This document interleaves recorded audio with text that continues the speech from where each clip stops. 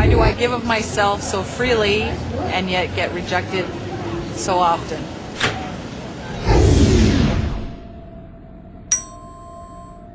It feels that way to you at the moment, but let's look at what's actually happening. Our will to receive is a cunning force. It's always doing things with the thought of the best possible outcome for me.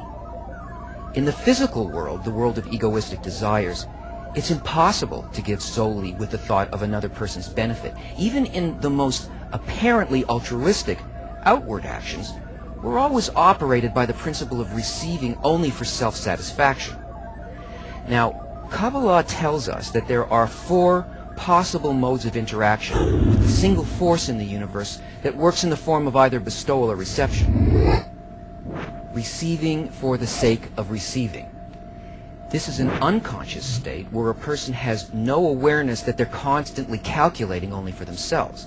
And most of us spend the majority of our time in this state because the whole universe, including our level of existence, is made from this primary desire. Nothing could survive without the will to receive, and everything that we perceive around us is made from this and nothing else. The next mode, giving for the sake of receiving, is a new calculation based on seeking pleasure from apparently giving to others. This is how our society functions, with its laws and its customs of interaction. It's also an unconscious degree of reception because the true intention behind the giving isn't revealed to the person. It appears as if I'm giving to others, but in fact, I'm only trying to get more pleasure. I want something back from my giving. Fame, acknowledgement, love, a favor down the road, or peace in society. And this is how we make our mutual agreements. But all of the actions that I take in this world, including giving to others, are based in receiving because it feels good for me to give. Now, above our physical world, there is the spiritual world, which is totally concealed from us. The first inkling we can have of that world is when there's a restriction on the nature of reception created by a masach, or a screen, which is the appearance of an actual intention to bestow. That's the first degree above our world. Giving for the sake of giving. Here the intention to give is pure, though tiny. The inner intention of giving is independent of any calculation of the will to receive. Here there's no intention of self-benefit, no good feeling, no wish for society to live in peace just so it'll make my life easier, no gain in social stature, no increase in self-esteem, nothing for myself at all. Now who can say without any self-delusion that they've ever really done this?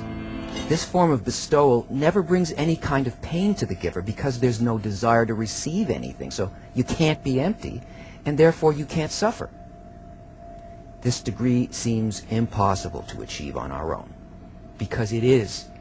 Our nature is one of total reception and can do nothing but calculate for self-benefit.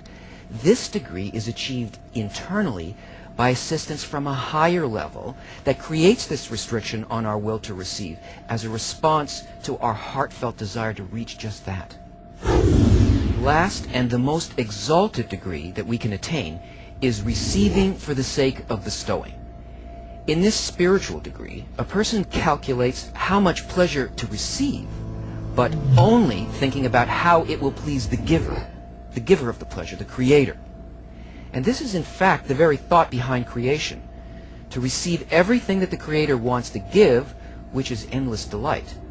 So the sensation of pleasure from reception is amplified by the pleasure created by not thinking about self, but only how it fulfills the creator's desire to give.